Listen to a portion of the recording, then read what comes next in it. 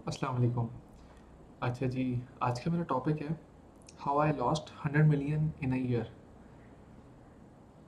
हम लोग जब एंटरप्रेन्योर बनते हैं, सीईओ बनते हैं या कोई भी एक स्टेप लेते हैं टूवर्ड्स द कंपनी ग्रोथ या एस्टैब्लिशिंग अ बिजनेस, तो उसमें ना एक चीज़ ये होती है कि अल्लाह ताला का एक बहुत बड़ा साथ होता है।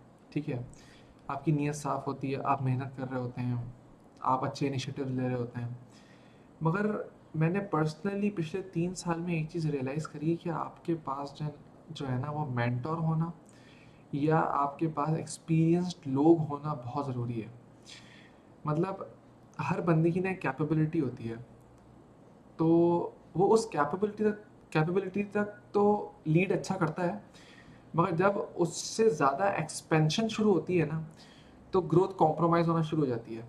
तो बंदा ये कहता है कि शायद अब जो है ना वो इस बिज़नेस में पोटेंशियल नहीं रहा। जबकि you have to keep evolving with the passage of time कि अब क्या मार्केट में ट्रेंडिंग चल रहा है, क्या चीज़ चल रही है, किस तरह से और हम लोग लीड्स जनरेट कर सकते हैं, बिजनेस को और फैला सकते हैं, कौन सी प्रोडक्ट्स के ऊपर काम कर सकते हैं। आपको जो you have to keep hunting. ठीक है, अगर आप एक जगह पे स्टिक करते हैं या आप कंसल्टेंसी के ऊपर नहीं जाते हैं, तो आपको मल्टीपल लॉसेस बेयर करने पड़ जाते हैं। बाज़ औक़ात ऐसा नहीं होता कि मशवरा देने वाले नहीं होते आपके आसपास, मशवरा देने वाले लोग बहुत होते हैं, मगर मसला ये है कि जिस तरह से वो अपने मशवरे को रिप्रेजेंट कर रहे होते हैं ना, वो आइडिया आपके माइंड पे क्लिक नहीं हो रहा होता। मगर वही बात कोई और बंदा लॉजिकल तरीके से आपको समझा देता है ना, तो आप कहते हैं ओह! ये तो असल में ये है। फॉर एग्ज़ाम्पल मैं आपको बताता हूँ, ओवर द ईयर मतलब मैंने इवैल्यूएट करा, मैं किसी एक बंदे के साथ बैठा और मैंने उसके सामने अपनी सारी फाइनेंशियल सिचुएशंस रखी और मैंने बोला कि मैंने जो है ना 2.5 साल में बहुत प्रॉफिट कमाया, मगर जब मैंने 300 लोग क्रॉस करे तो मुझे मैनेजमेंट में भी इश्यूज आने लगे, मुझे प्रॉफिटेबिलिटी में भी इश्यूज आने लगे। हमने 3 साल में अपने आप को उतनी स्पीड से इवॉल्व नहीं करा जैसे स्पीड से मार्केट में जो ट्रेंडिंग चीज़ें थी वो इवॉल्व हो गई। तो उन्होंने मुझे एक चीज़ समझाई।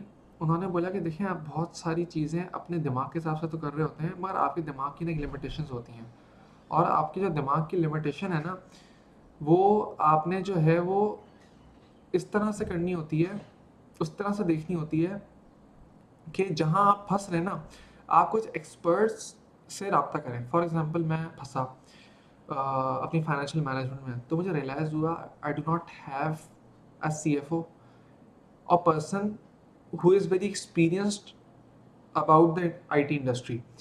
तो जब मैंने कंसल्टेंसी लेना शुरू करी या जिनके पास मैं गया रिकमेंडेशन लेने की, मेरे हिसाब किताब देखें और मुझे बताएं कि क्या क्या चीज़ें मैं गलत कर रहा हूँ, तो उन्होंने मुझे कुछ चीज़ें ऐसी प्रूव करी कि मैंने बोला यार ये मैं क्या कर रहा हूँ। ठीक है, और उन्होंने जब उसको मल्टीप्लाई किया, वो महीने में तो मुझे लगा 1 महीने की इतनी सी अमाउंट है, मगर जब उसको मल्टीप्लाई किया गया 12 महीने से, तो मुझे रियलाइज़ हुआ ये तो बहुत ब्लंडर है। तो हमारी, जैसे मैं आपको कुछ चीज़ें स्ट्रेट करवाता हूँ, कुछ ऐसे एम्प्लॉयज़ थे जो अंडर परफॉर्मिंग थे और वो परफॉर्म नहीं करते था। मेरे अंदर ना एक जहन में ये रहता था यार मैंने किसी को निकालना नहीं है, जो कि आप कह लें कि बंदा एक अच्छे दिल से ही कर रहा होता है और बोलता है कि यार नहीं, मैंने जो है ना वो अपने एम्प्लॉय को रिटेन करना है, इसका बड़ा साथ है। मगर आपको ये भी मेक श्योर करना बहुत ज़रूरी है कि वो परफॉर्मर हो, मतलब आपकी कंपनी में उसकी कंट्रीब्यूशन है, उसके जाने से ऐसा ना हो कि आपकी कंपनी पे कोई फ़र्क ही ना पड़े। तो ऐसे जो लोग होते हैं ना, वो आपकी कंपनी के लिए बहुत बड़े लॉस का सबब बन जाते हैं। तो जब मैंने ये इवैल्यूएट करना शुरू करा, तो मैंने फाइंड आउट करना शुरू करा कि ऑलमोस्ट ऑलमोस्ट मेरे 350 लोगों में 40 से 45 लोग ऐसे हैं जो कि नॉन परफॉर्मिंग हैं, मगर क्योंकि 300 लोग परफॉर्मिंग हैं तो हमने उनको बोला हुआ है कि भाई ये भी परफॉर्म कर लेगा, इसको वक्त दो। जब हमने उनको वक्त दिया, तो उसमें दो सिचुएशन निकली। कुछ तो ऐसे थे जिन्होंने अपने आप को प्रूव कर दिया और वो क्या कहते हैं परफॉर्मिंग होके उन्होंने अपने अपने आप को परमानेंट कर लिया, मतलब हमें उनको निकालना नहीं पड़ा। मगर कुछ ऐसे थे जिन्होंने बोला कि यार ये तो आप काम करवा रहे हैं ज़बरदस्ती, तो इधर तो सिचुएशन नहीं बन पाएगी, तो उन्होंने क्या करा, जल्दी से जॉब स्विच करना शुरू कर दी। बजाय इसके कि वो साथ देते कि यार ये टफ टाइम है तो इसमें हम अपने आप को प्रूव करें। जब इतने महीने हम नहीं चल पा रहे थे सही तरह, तब भी कंपनी कोऑपरेट कर रही थी और लेके चल रही थी, तो इस टाइम में हमें भी चाहिए कि हम कंपनी के लिए खड़े होकर कुछ बिजनेस जनरेट करें अच्छा, ताकि कंपनी ग्रो करे। तो जब उनको वार्निंग मिली तो उन्होंने रिज़ाइन दे दिया और दूसरी जगह जॉब ढूँढ ली। दूसरी जगह जॉब ढूँढना बड़ा आसान है जब आपके साथ एक अच्छी कंपनी का नाम लगा हुआ है। आप जाके वहाँ पे बोलते हो कि यार मैं फला कंपनी के साथ एफिलिएटेड था, मैं एक बड़ी कंपनी में था काम करता था और आपके पास आ रहा हूँ, तो आप वहाँ पे हायर सैलरी पे भी चले जाते हो, मगर आपकी क्रेडिबिलिटी आपकी वहाँ नहीं बनवाई भी होती, जहाँ आप पहले होते हो वहाँ बनवा सकते हो। तो मैंने ये फेस करा कि बहुत सारे लोगों ने बजाय इसके कि प्रूव करें, उन्होंने रिज़ाइन दे दिया। तो मैंने एवेलुएट करा उन सबकी सैलरीज को, मैंने मल्टीप्लाई किया ओवर द ईयर। जब मैं बैठा हुआ था कि यार ये परफॉर्म कर लेगा, सर रोजगार लगा हुआ है, मतलब पीछे फैमिली चल रही है, ज़ाहिर है उसका रिटर्न तो अल्लाह ताला देने वाला है, मगर जब आप बिजनेस में होते हैं आपको थोड़ा सा कमर्शियल माइंडसेट पे भी सोचना पड़ता है कि वो कितना जनरेट कर रहा है और क्या जो वो जनरेट कर रहा है वो आपके लिए इनफ है या नहीं है, उसकी सैलरी जस्टिफाई हो रही है या नहीं हो रही है। तो मैंने एवेलुएट करा, जो मेरे पास 40-45 बंदे नहीं चल रहे थे उसमें से सिर्फ 5-6 ने ही अपने आप को प्रूव करके परमानेंट करा। बाकी 35 से 40 लोगों ने बोला कि हम रिज़ाइन दे रहे हैं या स्विच कर रहे हैं, या कुछ लोग जो हाई सैलरी पे थे, हमें पता था इनको मार्केट में इतनी सैलरी नहीं मिलेगी इनकी कैपेबिलिटीज़ के ऊपर, तो उन लोगों ने यहाँ पे बैठने के वक्त तो इस चीज़ की कदर नहीं करी कि वो यहाँ पे अपने आप को प्रूव कर लें, बल्कि ये हुआ कि उन्होंने जाके जॉब स्विच कर ली, ठीक है, और वो कम सैलरी पे भी जाना पड़ा उनको, मतलब हमने हमें उनको मना करना पड़ गया कि भाई हम आपको रिटेन नहीं कर सकते। तीसरे एक और लोग थे, तीसरे वो लोग थे जिनको जब जब ज़रूरत थी तो हम खड़े हुए थे, उनको इन टर्म्स ऑफ लोन चाहिए था, प्रॉब्लम्स उनको फेस हो रही थी, हम खड़े हुए थे। और जिस वक्त कंपनी इस पोजीशन में आई कि उनको लोन्स अप्रूव नहीं हो रहे थे और उनको जो है वो हम अपार्ट फ्रॉम द सैलरी हम हेल्प नहीं कर पा रहे थे, तो उन लोगों ने रिज़ाइन दे दिया। तो जो इन तीन तरह के लोगों का जो डैमेज था और एवेलुएट करा इसको, तो ऑलमोस्ट आप ये समझें कि फॉर एग्जांपल अगर मैं एक एवरेज बच्चे की सैलरी 60 से 70 हज़ार भी लगाता हूँ, ठीक है, कोई डेवलपमेंट में था, कोई मार्केटिंग में था, कोई सेल्स में था, कोई कहीं था, कुछ लाख पे भी थे, कुछ 2 लाख पे भी थे, कुछ 4 लाख पे भी थे, ठीक है, मैं ऐसी एवरेज लगाता हूँ कि भाई 40 लोगों की सैलरी जो कि मैं कह रहा हूँ कि एक एवरेज 70-80 हज़ार रुपये सैलरी थी, तो उसको जब मैंने एवेलुएट करा तो ये मुझे 28 लाख रुपीज़ का डैमेज पर मंथ पड़ रहा था। तो मैं इसको अगर राउंड ऑफ कर दूँ तो ऑलमोस्ट 3 मिलियन का 30 लाख रुपीज़ का नुकसान पर मंथ मुझे हो रहा था। और हम क्यों इसको इग्नोर कर रहे थे, क्योंकि हमारे पास 300 परफॉर्मिंग बंदा भी था, तो हमने बोला कोई बात नहीं, अगर ये 30 साल परफॉर्म नहीं कर पा रहा चल जाएगा, अच्छे बनना। जब इस 30 लाख को मैंने मल्टीप्लाई करा, क्या कहते हैं, 12 महीने में, तो मुझे फाइंड आउट हुआ मैंने ऑलमोस्ट 3 करोड़ 60 लाख रुपए का डैमेज बर्दाश्त करा है, ठीक है, जो कि एक बड़ी अमाउंट है। चले मैं एक बात करता हूँ कि चले 3.5 करोड़ का उन्होंने मुझे बोला है कि तुमने तो ये डैमेज करा है, जो तुमने लोगों को विदाउट एनी रिटर्न चलाने के लिए रखा। तो मुझे उस वक्त रियलाइज़ हुआ कि शायद कंपनीज सही करती हैं, अगर कोई बंदा नॉन परफॉर्मर है तो उसको ले ऑफ कर देती हैं, मना कर देती हैं, बजाय इसके कि वो रिटेन करके उसको बोले नहीं तो मेहनत करो और चलो, ठीक है। तो अगर आपने रिटेन करना है और चलाना है और किसी को मौका देना है, तो मेरा ऐसा मानना है कि आप फिर उसकी सैलरीज हाफ कर दें, या आप उसको बोलें अगर तुम अपने अप टू एक्सपेक्टेशन मार्क करते हो तो हम तुम्हें सैलरी देते हैं। तो अगर कोई बंदा बहुत विलिंग होगा, आपके साथ ऑनेस्ट होगा ना, तो उसमें अपने आप को प्रूव करेगा। जिसने नहीं करना वो नहीं करेगा, वो तब भी नहीं करेगा, ठीक है ना, वो छोड़ देगा। तो 3.5 करोड़ का स्ट्रेट डैमेज मैं आपको बता रहा हूँ, ये एक मैंने फेस करा। अच्छा, फिर मैं आगे आता हूँ, छोटी सी एग्जांपल है। कुछ चीज़ें होती हैं, अच्छा ये बातें जो मैं कर रहा हूँ ना, ये हमारे लेवल पे ना अच्छी नहीं लगती हैं, मगर ये मैं जो वीडियो बना रहा हूँ ये नए एंटरप्रेन्योर्स और बिजनेस वालों के लिए बना रहा हूँ कि वो जो हर इनिशिएटिव लें ना, उसको बहुत सोच समझ के लें, ठीक है, सोच के लें कि वो क्या करने जा रहे हैं, क्या नहीं कर रहे। अब जो हमारे पास कैंपेन एक चलती थी, उस एक कैंपेन में इंडस्ट्री में कोई भी बंदा for example van services provide नहीं कर रहा, ठीक है, मुझे खुशी है कि मैं कर रहा हूँ और मैं आगे भी करने की कोशिश कर रहा हूँ और मैं करता रहूँगा जब तक मेरी कैपेसिटी है, जब तक मेरी कैपेसिटी है मैं उसको करता रहूँगा।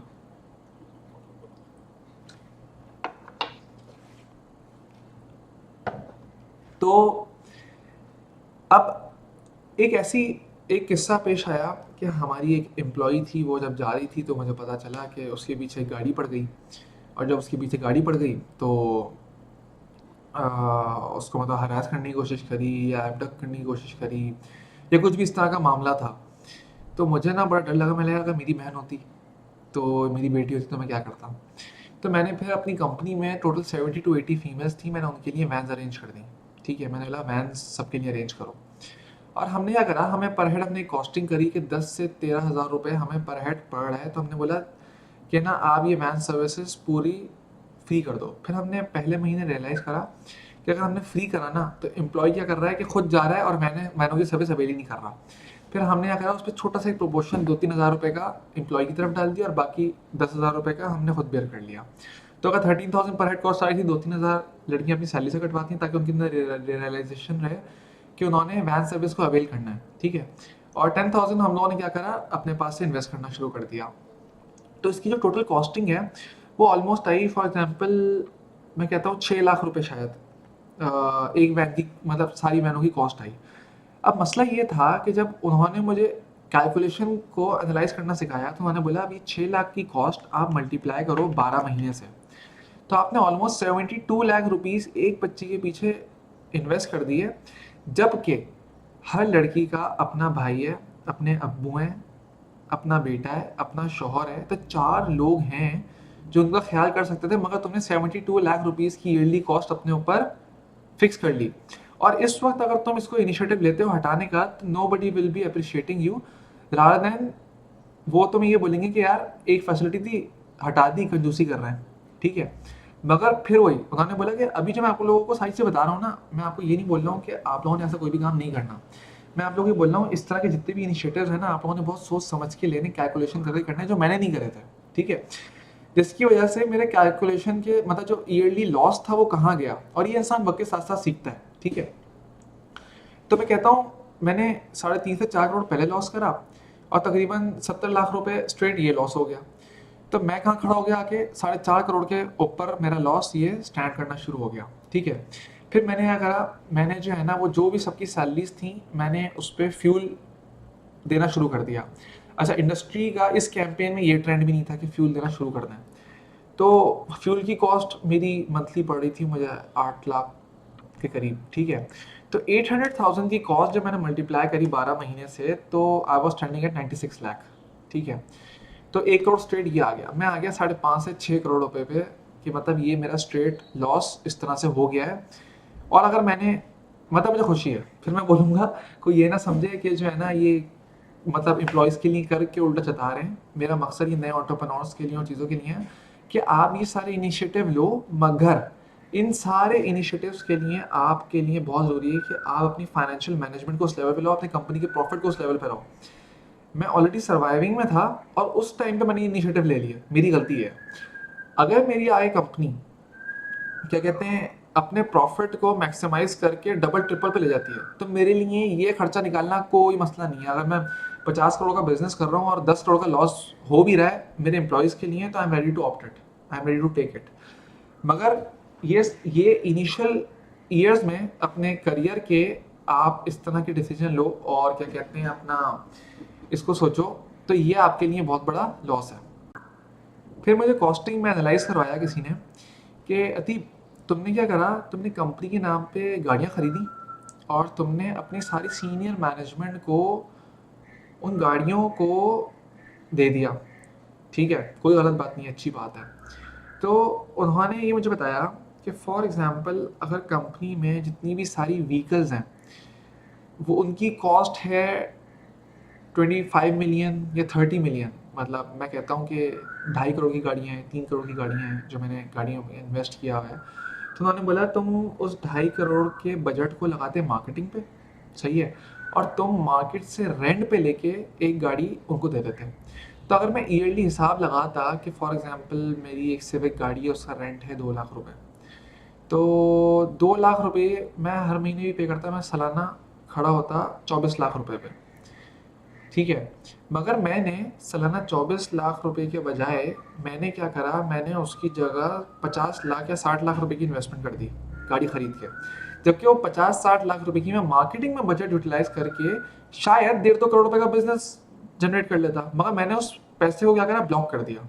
ठीक है, अच्छा इससे भी एक और अच्छा हल है कि इस्लामिक बैंकिंग जो है फाइनेंसिंग करती हैं, तो आप उसमें डाउन पेमेंट कर दो इनिशियली बिलफर्स 8 लाख की, 10 लाख की, और बाकी जो पेमेंट्स हैं वो एम्प्लॉई अपनी सैलरी से कटवाता रहे। अच्छी रिसोर्स का है तो अच्छी उसकी सैलरी लाखों में बन रही है, तो थोड़ा थोड़ा कटवाता रहेगा, उसका अपना एसेट भी बिल्ड हो जाएगा। तो ये भी एक सोल्यूशन था, सही है। मगर आपने तकरीबन 2.5-3 करोड़ रुपए की रिसोर्स बाइकें और गाड़ियां देने में अपनी कंपनी की लगा दी, जो आप मार्केटिंग के ऊपर लगाते तो आप शायद 3 करोड़ की जगह 10 करोड़ का बिजनेस जनरेट कर लेते।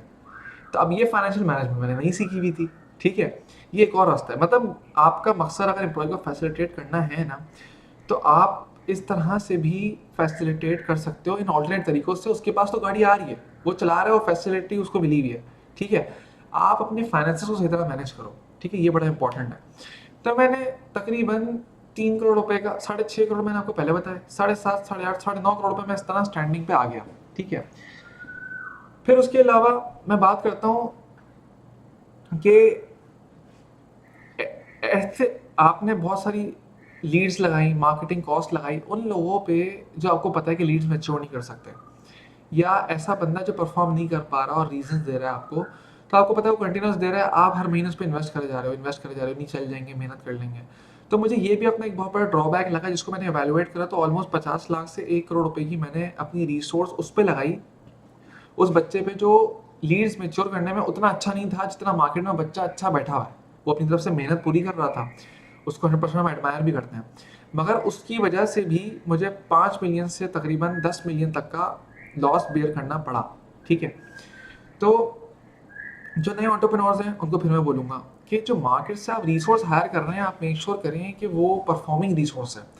इनिशियल ईयर्स में खास तौर पे अगर आपने इनिशियल ईयर्स में अपनी जो इन्वेस्टमेंट आप लगा रहे हैं, आपने ऐसे बंदों पे इन्वेस्ट कर दिया जो कि परफॉर्मर है ही नहीं, तो आप मुझे बताएं कि उसकी आपकी कंपनी की स्टैंडिंग क्या होगी। इनिशियल इन्वेस्टमेंट भी वेस्ट हो जाएगी और वो भी हो जाएगा। अच्छा, हमारा सबसे बड़ा शुक्र ये 10 करोड़ रुपए मतलब 100 मिलियन अगर मैंने इन्वेस्ट भी कर दिए और मेरे ज़ाया भी हो गए, तो मुझे कोई मसला नहीं है, क्योंकि मेरी रनिंग कंपनी है और मैंने ये चीज़ें सही वक्त पर एनालाइज कर ली और अब मैं उसके ऊपर इनिशिएटिव लेके काम कर रहा हूँ कि मेरे पास आइंदा ये लॉसेस बेयर ना हो, ठीक है। इस तरह की कुछ मल्टीपल चीज़ें और भी हैं जो कि बोलना मेरे लिए मुनासिब नहीं है, मगर वो भी और ऑल्टरनेट चीज़ें हैं जो खर्चे हमने ऑप्ट तो कर लिए मगर उसको रिटेन करना प्रॉब्लम हो गया, ठीक है। तो जब आप रिटेन नहीं करते उन चीज़ों को, तो एम्प्लॉय आपकी तरफ से थोड़ा सा नेगेटिव हो जाता है कि यार ये फैसिलिटी, ये एक पर्क हमें दिया हुआ था और ये वापस ले रहे हैं। तो आपने हर अपनी एक पर्क को की कॉस्टिंग करनी है ईयरली, और ईयरली कॉस्टिंग के साथ आपने ये इवैल्यूएट करना है कि आपकी वो कॉस्टिंग जो है ना, वो आप रिटेन भी कर सको कई साल, ठीक है ना। आपका बिजनेस की इतनी इनकम हो और इतनी रिकरिंग इनकम हो कि आपको उस खर्चे की टेंशन ही ना हो। रिकरिंग इनकम जनरेट करना भी एक मेरे बहुत बड़ा जो है ना मेरा लॉस था। मेरा जितना भी क्लाइंट था, हम महीने के 800-900 प्रोजेक्ट क्लोज करते हैं अल्हम्दुलिल्लाह। 800-900 क्लाइंट, कोई 2 काम बनवा रहा है, कोई 3 काम बनवा रहा है।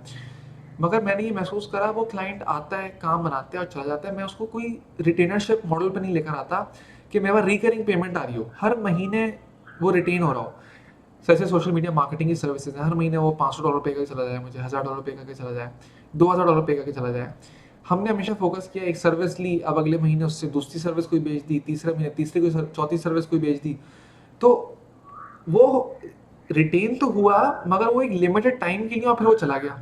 सही होगा, उसने एक ही महीने में सारा काम करवाया तो अगले महीने नहीं था, तो मैं उस बंदे से काम नहीं कर पाया। तो B2C में ये वाला मसला ज़्यादा आता है, B2B में आपकी रिकरिंग पेमेंट जनरेट हो रही होती है। तो कंपनी को आपने साइड बाय साइड लेके चलना है कि आपका B2B बिजनेस भी जनरेट हो, रिकरिंग मॉड्यूल्स भी हो, और रिटेनिंग कस्टमर हो, और रिकरिंग पेमेंट मॉड्यूल्स हो। तो ये एक बहुत बड़ा लॉस था जो मैंने एनालाइज करा कि मैंने अपनी कंपनी में ये चीज़ बेयर करी है, ठीक है। तो मतलब मैं आपको ये बता रहा हूँ, अब इसमें से कुछ एसेट है। फॉर एग्जाम्पल मैं कहता हूँ यार गाड़ियाँ तो एसेट है, जब चाहे बेचें, मगर जब लॉसेस बेयर करें तो वो बेचनी पड़ी, ठीक है। तो ऐसा नहीं है कि अगर वो खरीदनी थी और मतलब उसकी अप्रोच सही हो सकती थी और उस कॉस्ट को और अच्छा। अब मैं बात करता हूँ, अगर मैं 10 करोड़ रुपए जो मैंने लॉस बेयर करा 100 मिलियन का ओवर द ईयर, तो मैं इस 100 मिलियन को अगर सही तरह किसी फाइनेंशियल एडवाइजर से, एक CFO से डिस्कस करके करता, जो मुझे इन सारी चीज़ों को उस वक्त समझाता इस तरह से, तो मैं ये इनिशिएटिव लेता ही नहीं, ठीक है। तो सही सोर्स ऑफ गाइडेंस होना बहुत ज़रूरी है, और अगर ये रिसोर्स सही तरह स्पेंड होती लीड जनरेशन पे और लीड की इन्वेस्टमेंट पे, तो शायद आज उस 10 करोड़ रुपए के लॉस के बजाय उस 10 करोड़ रुपए से मैं 50 करोड़ का बिजनेस कर चुका होता, ठीक है। तो आपकी एक एक रुपए की इन्वेस्टमेंट ना बहुत मैटर करती है। मगर देखें, आई एम 28 ईयर्स ओल्ड, तो मैं ये मानता हूँ कि आप, अगर मैं ये फैक्टर ना रखूँ ना अपने अंदर कि हाँ मैंने कुछ गलत किया है, तो मैं इन चीज़ों को इवेलुएट ही नहीं कर सकता, एनालाइज ही नहीं कर सकता, और मैं सीख ही नहीं सकता। मैं बोलूँगा यार मैंने तो सब सही करा, मैंने तो सब अच्छे के लिए करा, मैं तो सबके बेनिफिट का सोच रहा था, तो कोई बात नहीं, ठीक है। मगर आपने, अगर आपका विजन बड़ा है, मैं, हमारा गोल है, हमें 1800 एम्प्लॉयमेंट्स क्रिएट करनी है, 1800 के स्टाफ पे जाना है, तो उतने बिजनेस जनरेट करने हैं, उतने मॉडल्स बनाने हैं, उतनी इनकम बनानी है कि उन 1800 लोगों को रिटेन कर सकें, ठीक है। फिर एक बहुत बड़ी मिस्टेक मैंने और भी करी कि एम्प्लॉयज़ जो हैं हर 5-6 महीने बाद इंस्टेबल हो जाया करते थे कि यार हमें सैलरी और चाहिए, मार्केट कंपेटिटिव नहीं है। तो मैं इसमें गलती ये करता था, कुछ लोगों की मैं सुन लिया करता था, ख्याल कर लिया करता था, जबकि मुझे ये एनालाइज हुआ, आप ईयर 2 पूरा, मार्केट में इस वक्त रिसोर्स भरी पड़ी है, हर तरह का बंदा आपको मिल जाएगा, ठीक है ना। जिसके अंदर जल्दबाजी बहुत है ना, उस बच्चे को रिटेन आप कर तो लोगे वक्ती तौर पे 5-6 महीने के लिए, वो 3-4 महीने बाद फिर रोएगा कि यार मेरी सैलरी और होनी चाहिए। आप उसको फिर रिटेन कर लो, वो शायद 1 साल चल जाए, मगर 1 साल बाद जो वो डिमांड करेगा ना, वो फिर बोलेगा कि मैं, अगर मार्केट में 15-20% बढ़ रही है, तो नहीं, मेरी जो आप सैलरी बढ़ा रहे हैं वो आप बढ़ाएं 30%, 40%। तो उसकी आप डिमांड को कभी मीट ही नहीं कर पाएंगे, शुगर करने वाला आदमी नहीं है। और कुछ ऐसे लोग मैंने देखे, अल्हम्दुलिल्लाह मेरे पास बहुत सारी ऐसी रिसोर्स है 300 लोगों में, जिन्होंने कभी मुंह से मांगा ही नहीं, मतलब अल्लाह ताला ने खुद दिल में बार बार डाला कि इनके लिए सैलरी बढ़ाओ, इनको और लेके जाओ, और हमने 4-4 महीने में भी उनके इंक्रीमेंट करे, क्योंकि वो, उन्होंने क्या करा, उन्होंने अपनी स्किल इंप्रूव करने की कोशिश करी, अपनी स्किल्स से अपने आप को प्रूव करने की कोशिश करी। तो उनके लिए बहुत करने का दिल करा, ठीक है, उनके लिए आप बिल्कुल करें, उनको आप लेके जाएं, उनके मल्टीपल इंक्रीमेंट्स करें, साल में 3-3 दफ़ा करें, उनको आप फ्यूल भी दें, उनके आप वैन्स भी अरेंज करें, उनको हर रिसोर्स दें जो आपके साथ खड़ा हुआ है। मगर नॉन परफॉर्मर पे अपनी रिसोर्स लगाना, या आप जो फाइनेंशियल फैसिलिटीज़, या जो आप कंपनी के बेनिफिट्स आप स्मार्ट तरीके से दे सकते हैं, और आप उसको आप कह लें कि इस तरह से दे रहे हैं कि वो स्मार्ट तरीका नहीं है, तो ये आपकी कंपनी के लिए लॉस है, ठीक है। तो आप कोई ऐसे लोगों को अपने साथ लिंक में रखें जो आपकी कंपनी के अंदर एचआर की पॉलिसीज़, फाइनेंशियल एडवाइजरी, और क्या कहते हैं, जो आपकी कंपनी के गोल्स और इनिशिएटिव्स हैं उन पे काम कर रहा हो आपके साथ। आप बहुत जीते होंगे, मगर आप ये नहीं समझें कि आप जो फैसला करते हैं वो बिल्कुल सही है। तो ये आपने हमेशा अडॉप्ट करना है कि मैं गलत हूँ, मैंने कंपनी में इनिशिएटिव गलत लिए हैं, और मैं इनको इम्प्रूव किस तरह कर सकता हूँ। जब जब आप इस तरह से चलेंगे ना, आपकी कंपनी हो सकता है डिप मारे, मतलब वक्ती तौर पे तो क्या कहते हैं, नीचे आए, मगर लॉन्ग टर्म पे नीचे नहीं आएगी, वो लॉन्ग टर्म पे फिर आगे ग्रो ही करेगी, ठीक है। और एक सबसे बड़ा बेनिफिट ये है बुरे वक्त का, कि आपको पता चलता है कौन आपके साथ लॉयल है, कौन आपके साथ अच्छे बुरे वक्त पे खड़ा हुआ है। तो वो जो लोग आपको साबित कर देंगे ना, उनको आपने कभी नहीं छोड़ना है। आपने ये देखना है कि फिर उनके लिए तो हर फैसिलिटी, हर नेमत, जिसे कहते हैं ना, उनके पास हो, ठीक है, जो आपके पास है। तो अल्लाह ताला खुद रास्ते बनाता है, आसानियाँ करता है, तो हम लोगों ने अपनी कंपनी के लिए अच्छे इनिशिएटिव्स लेने हैं, ठीक है। तो बस ये मेरी एक लर्निंग थी, जो मैंने सोचा कि मैं, लोग क्या करते हैं, छुपाते हैं बातें अपने आप को, जो है ना, ये शो करने के लिए कि नहीं यार मैं तो हर चीज़ बहुत अच्छी करता हूँ अपनी कंपनी में, मैं तो बहुत ज़बरदस्त लेके जा रहा हूँ अपनी कंपनी में। मैं चाहता हूँ इन चीज़ों को भी मैं रिकॉर्ड करूँ, कि अगर मैंने लॉस बेयर करा है ना, तो ये 10 करोड़ का लॉस मेरे लिए ना हो, मेरे साथ जो 50 कंपनीज एसोसिएटेड हैं जो सीख रही हैं, वो मेरे 10 करोड़ के लॉस से अब इंडस्ट्री के 100 करोड़ बचा दें, ठीक है। तो ये मेरा मकसद था इस वीडियो बनाने का। जज़ाकल्लाह खैर। फिर भी किसी का कोई सवाल हो, कुछ हो, तो वो मुझे मैसेज कर सकता है, डिस्कस कर सकता है। मेरे सोशल्स पे भी मैं अवेलेबल हूँ, लिंक्डइन पे भी अवेलेबल हूँ, मुझे आप फॉलो कर सकते हैं, वहाँ पर डिस्कस कर सकते हैं अतीब हिलाल के नाम से। जज़ाकल्लाह खैर।